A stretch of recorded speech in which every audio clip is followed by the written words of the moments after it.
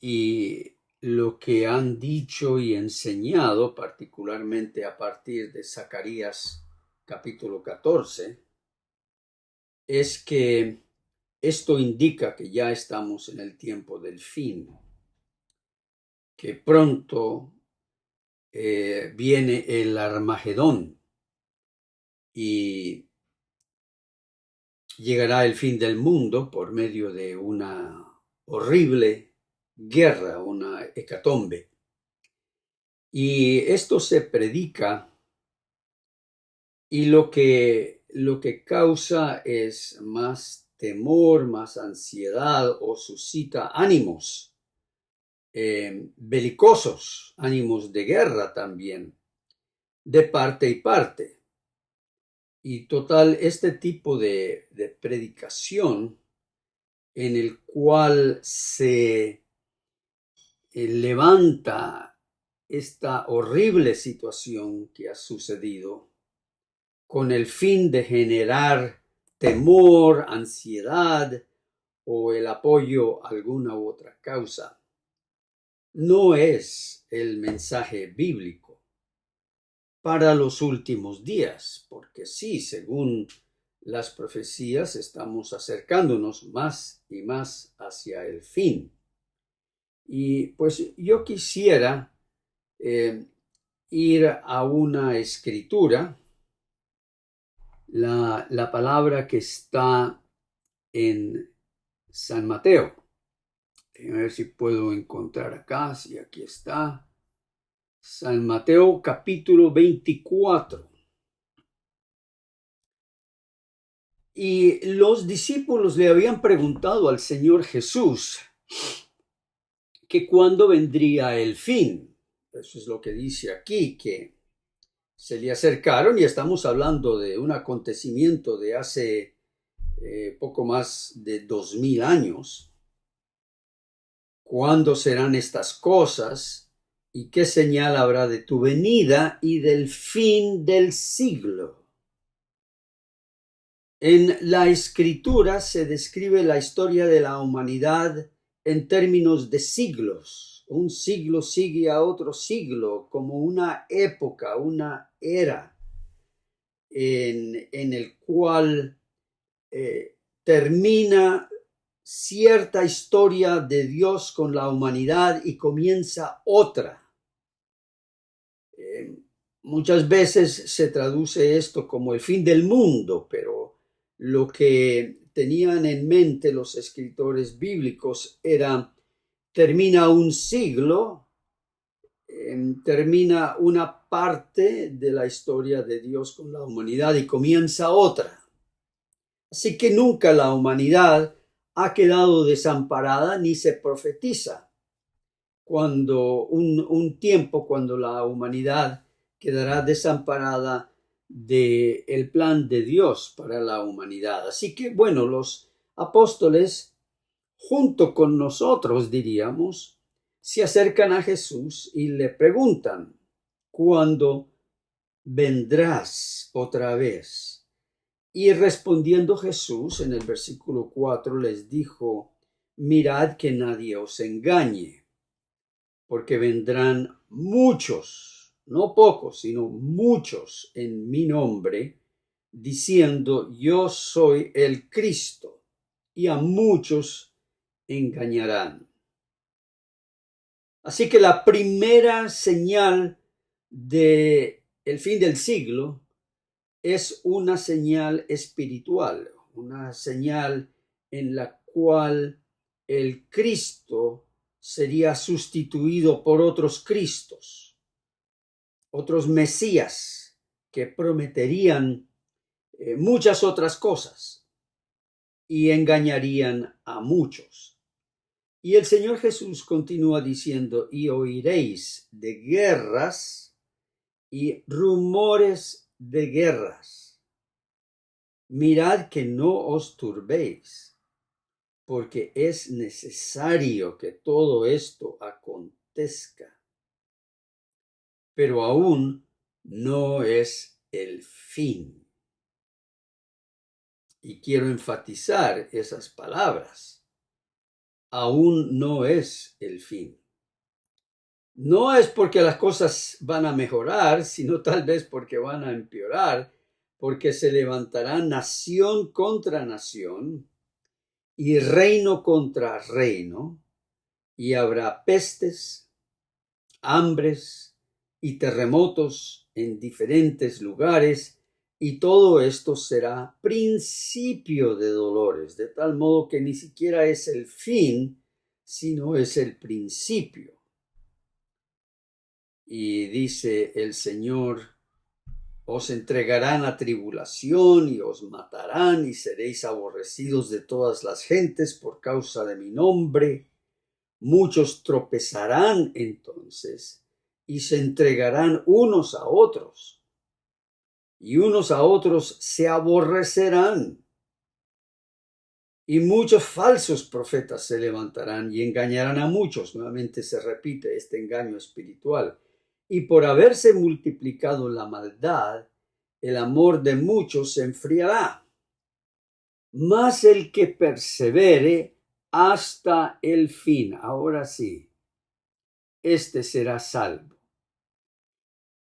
Y será predicado este evangelio del reino en todo el mundo, para testimonio a todas las naciones, y entonces vendrá el fin.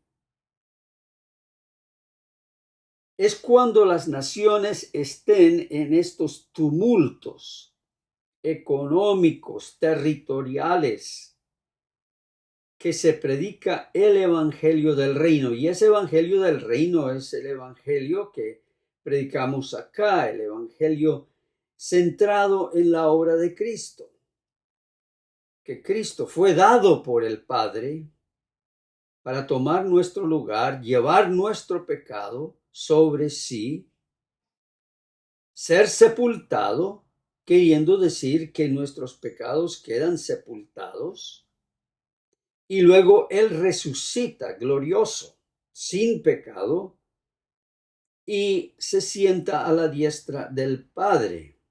Ese es el evangelio, de que Él es nuestro sustituto en vida, en muerte, en resurrección, y por lo tanto nosotros vivimos en la expectativa de su regreso. Y ese evangelio será predicado a todas las naciones, y es entonces cuando vendrá el fin. De tal modo que el fin no viene cuando surgen estas guerras.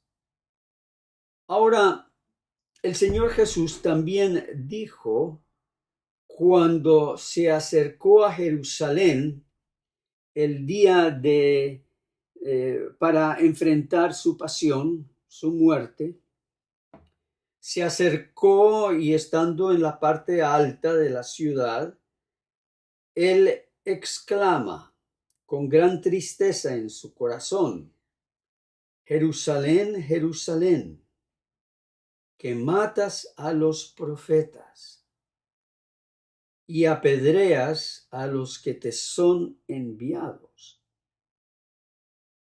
¿Cuántas veces quise juntar a tus hijos como la gallina junta a sus polluelos debajo de las alas, y no quisiste?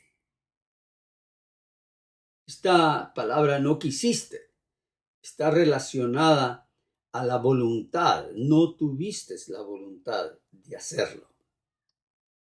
Y luego el Señor Jesús dicta esta sentencia: he aquí vuestra casa os es dejada desierta.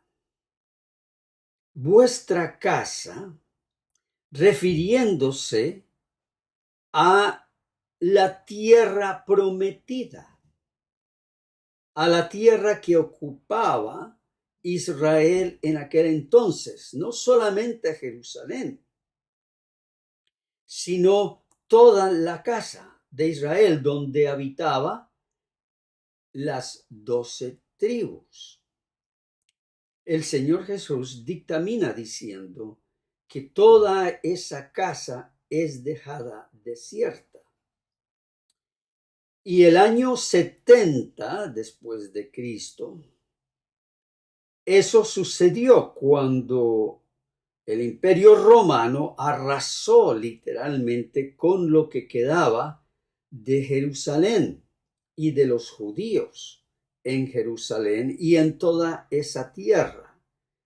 Y fueron exilados, es decir, ellos tuvieron que huir a diferentes lugares, pequeñas colonias de judíos, ya no por tribus, sino colonias, familias. Huyeron y se establecieron en diferentes partes del Imperio Romano. Y lo que era el imperio, lo que era Palestina, quedó desierto. Los romanos trataron de mantener las ciudades, las colonias que había allí, pero con el tiempo se retiraron porque tenían otros intereses. Y quien quedó en esa tierra de Palestina fueron los palestinos en sí, las personas, las gentes que no eran judíos, los que habían habitado esa tierra antes de que llegara Abraham y antes de que se estableciera allí el pueblo de Israel como nosotros lo conocemos en las Escrituras. Así que toda esa historia geográfica, social, antropológica de los judíos habitando en la tierra prometida terminó. Ellos fueron exilados en diferentes naciones por todo el mundo. Y no hubo colonias judías en Palestina por casi 2000 años debido a ese éxodo que tuvieron los judíos después del año 70 de Cristo. Lo que hubo fue que las tribus árabes, los descendientes de los filisteos, los amalequitas, los cananitas y otras tribus, muchas de ellas nómadas, habitaron esa tierra por muchos años. Lo que hoy es Jerusalén, lo que hoy es toda esa tierra que ocupa Israel, todo eso fue ocupado en cierto aspecto por estas tribus nómadas de Palestina, que su tradición no era concentrarse en grandes ciudades, porque ellos más bien veían eso como una debilidad. La concentración en grandes ciudades lo veían como una debilidad porque entonces eran más fáciles de ser conquistados. Así que ellos eran nómadas, fáciles de levantar sus carpas y moverse a otro lugar en el desierto. Pasan centenares y centenares de años y se establecen diferentes imperios, llegando ya a la época moderna, ya entrando al siglo XIX, cuando el reino otomano, o lo que nosotros conocemos hoy como los turcos, que era una potencia en aquel entonces, alrededor de 1900, ellos quisieron expandirse y presentaron amenazas a los nuevos intereses de las naciones modernas como el Reino Unido, como Gran Bretaña, y Rusia, que era una nación naciente de los zares, los Estados Unidos, que también ya estaba mostrando presencia y ya se conocía que allí había petróleo y todo esto, pues entonces ellos no quisieron que el reino otomano tomara todas esas tierras. Y se suscitó la Primera Guerra Mundial. Una parte de la historia de la Primera Guerra Mundial que se desconoce es que Inglaterra, que se llama también el Reino Unido, hizo tratos con las tribus árabes, esas que he mencionado, que habitaban toda esta zona, y les prometió que si esas tribus les ayudaban en la guerra contra los turcos, porque todos eran musulmanes, eran árabes, pero que si las tribus de Palestina se levantaban contra los turcos, entonces Inglaterra iba a garantizar que los palestinos, los árabes, pudieran quedar en esa tierra, con una condición. Y la condición era que los judíos también pudieran establecerse en esas tierras, pero bajo la supervisión de los ingleses, que los ingleses iban a controlar lo que era una nueva colonia de judíos, como también iba a controlar a las tribus de Palestina en todo ese territorio. Estamos hablando ahora de, creo que fue el decreto de 1923, cuando la Liga de las Naciones, una organización que precedió a las Naciones Unidas, la Liga de las Naciones, le dio ese mandato a Inglaterra. Que Inglaterra entonces controlara la migración de judíos a Palestina y al mismo tiempo controlara y gobernara a las tribus árabes, que de hecho fue un trato muy sin sentido, porque los ingleses, ¿qué sabían de controlar tribus árabes y tribus judías o las colonias judías? Pero a pesar de lo que el Reino Unido intentó, durante esa época más de 100,000 judíos en familias inmigraron a la tierra de Palestina. Y es que fue como una invasión, es decir, como lo que nosotros tenemos aquí en Estados Unidos con el borde con México, o en Colombia con Venezuela, que por una gran necesidad que tienen los venezolanos, pues han llegado en masa a Colombia sin tener visa, sin tener nada de eso, y menos mal el pueblo colombiano les ha dado la bienvenida.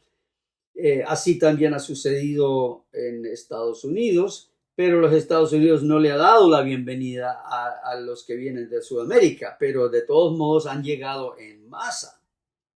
Así también sucedió en aquel entonces, cuando los judíos que estaban dispersos por diferentes partes de Europa se dieron cuenta que había un mandato de la Liga de las Naciones para que pudieran regresar a la tierra que había sido de ellos hace más de 2000 años, pues volvieron en masa y nadie pudo controlar esa inmigración. Los palestinos que había se pusieron entonces en contra de que la tierra que se les había prometido a ellos por haber apoyado a los turcos, ahora estaban perdiendo esa tierra a los judíos. Y el mismo poder que era Inglaterra, que les había prometido eso, era el mismo poder que estaba apoyando la colonización de esas tierras para establecerse. Y las tribus árabes ahora comenzaron a organizarse y ya no eran tantas tribus nómadas en sí, sino que se fueron organizando en grupos políticos para poder tener más fuerza en controlar las tierras de ellos y las tierras que ahora estaban siendo tomadas por los judíos que habían inmigrado allí, tal cual lo había decretado la Liga de las Naciones. Hasta el 14 de mayo de 1948, el 14 de mayo de 1948, habiendo ya cambiado la Liga de las Naciones a lo que hoy es las Naciones Unidas, decretó el establecimiento oficial del Estado israelí con ciertas fronteras, y las fronteras ocupaban más de la mitad del territorio que se le había prometido a los palestinos. Aunque eran la minoría, aún así los judíos eran la minoría, pero ahora ocupaban al menos la mitad del territorio. Y claro está, ustedes se pueden dar cuenta que esto suscitó una gran respuesta hostil de parte de los árabes que habitaban allí, y el mismo día en que las Naciones Unidas proclamó el establecimiento de Israel, los árabes invadieron a este nuevo estado, apoyados por Egipto, Siria, Arabia Saudita y otras naciones. Los judíos habían estado preparados para esta invasión, así que el mismo día en que se declararon como Estado y los Estados Unidos reconoció el establecimiento de Israel al día siguiente, el 15 de mayo de 1948. Los israelitas prevalecieron en esa guerra, y de allí en adelante ha habido esta hostilidad, estas guerras, estos tumultos, estas incursiones militares. Los palestinos, por un lado, reclamando lo que ellos piensan es todavía sus tierras, que les fueron quitadas por un mandato primeramente de la Liga de las Naciones y luego por las Naciones Unidas, teniendo todo el apoyo de Estados Unidos. Por otro lado, Israel se defiende de dos maneras. La primera es que ese territorio les fue concedido primeramente por el mandato que recibió Inglaterra, y de establecer una tierra para ellos. En inglés se dice homeland, una tierra hogar para ellos. Y después les fue concedida por las Naciones Unidas. Esa brevemente es la historia moderna del Estado de Israel.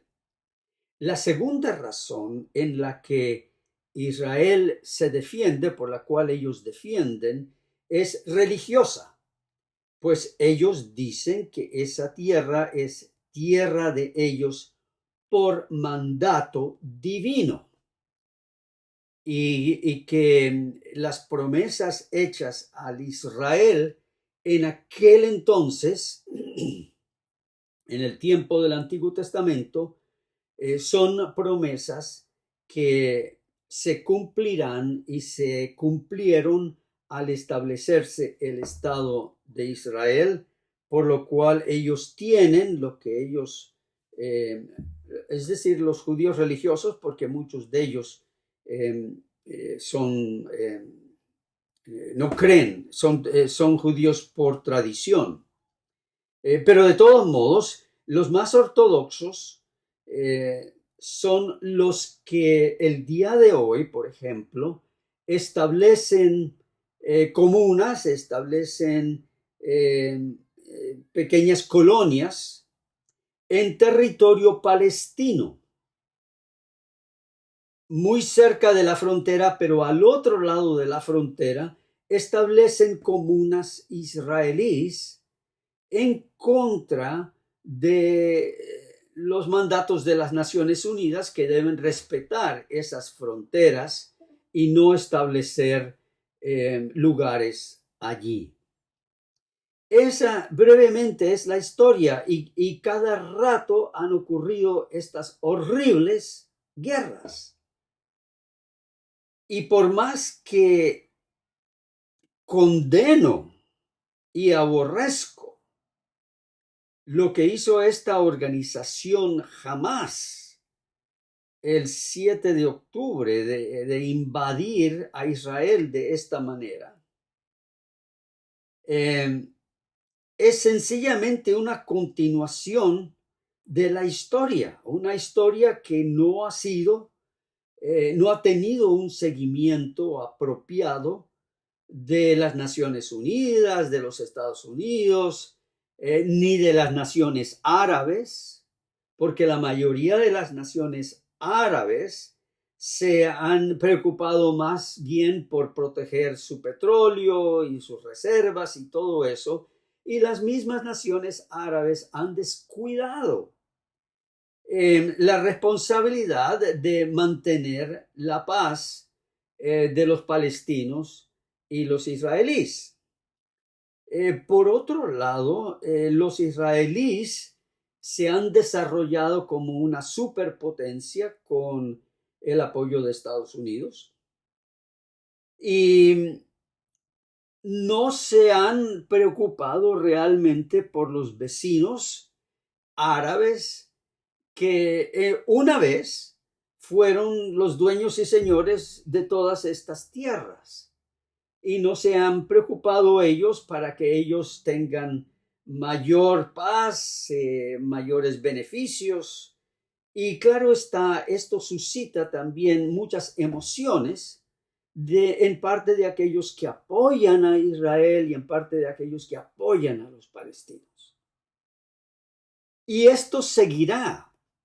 Desgraciadamente, la reacción de Israel en este momento de arrasar y terminar con Hamás es atesorando y almacenando más ira para de aquí a 10, 15, 20 años, cuando los niños de toda esta zona de Gaza crezcan y nuevamente se levanten, tal vez con más ímpetu, más tecnología en sus armas, y nuevamente ataquen a Israel.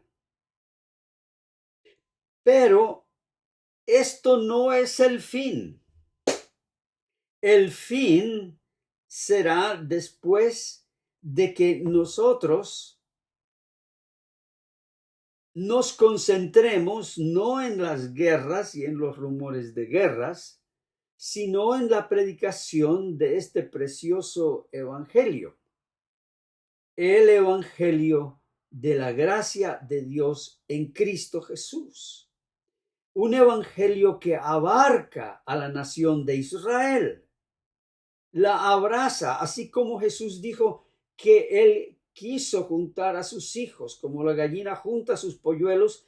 Esas alas todavía están extendidas a los judíos, a la nación judía, a esta nueva nación que se ha establecido allí, como también a las naciones árabes. Cuando nosotros oramos por la paz de Israel, también debemos decir, incluimos a la paz de Palestina. Y nosotros, los cristianos, tenemos la responsabilidad no de dejar que nuestros sentimientos se vuelquen por una actitud belicosa, una actitud guerrerista, sino una actitud de paz, de oración, en la cual nuestros propios corazones puedan predicar el Evangelio, que en Cristo Jesús solamente hay salvación para judíos, árabes y gentiles por todos estos lados. Así que no se turbe vuestro corazón por estas guerras, sino más bien que nuestro corazón se vuelque a Cristo Jesús, nuestra paz, y que de alguna manera, al hacer Cristo nuestra justicia, nuestra esperanza, nuestra seguridad, esta paz se vaya extendiendo y repartiendo más y más, que podamos nosotros contribuir a la paz de este mundo, porque mi paz os dejo, mi paz os doy, dijo el Señor, no como el mundo la da, yo os la doy. De tal modo que la gracia del Señor sea sobre ti el día de hoy, que su rostro se levante sobre ti y te guarde y te fortalezca a ti, a tu familia, en salud, en enfermedad, y ponga en ti paz. En el nombre del Padre, del Hijo y del Espíritu Santo. Amén. Amén. Amén. Muy buena. Amén. Gracias. Amén. Amén. Amén. Gracias, pastor. Gracias. Amén. Gracias por bendiciones. Muchas bendiciones, pastor. Gracias. Amén. Por la orientación, gracias. Hay que orar por ambos pueblos, Amén. por Palestina e Israel, porque muchos de nosotros nos enfocamos en Israel y dejamos al pueblo olvidado de Palestina. Así es. Estos también son hijos de Dios, a ellos hay que también predicarles el evangelio Amén. de Cristo Jesús. Colombia, primo. Amén. También. Hay que orar por todo el pueblo. De eso se trata el evangelio, de rescatar al que está perdido. Amén. Y Israel, los israelitas todavía no reconocen a Cristo Jesús como el Señor único Salvador, imagínense. Entonces, aunque es el pueblo escogido, y ellos todavía no reconocen la obra de Cristo Jesús en la cruz del Calvario. Así es. Por eso el camino es largo, y ellos todavía están esperando al Mesías. La tarea es dura, ardua. Entonces, hay que seguir en la lucha, predicando las buenas nuevas de salvación. Gracias. Amén. Gracias, Carlos.